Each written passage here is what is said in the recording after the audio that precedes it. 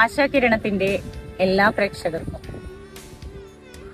ഐശ്വര്യപൂർണമായ ഓണാശംസകൾ.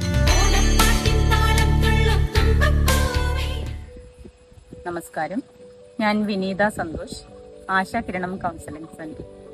സെപ്റ്റംബർ 10 ലോക ആത്മഹത്യാ വിരുദ്ധ ദിനം.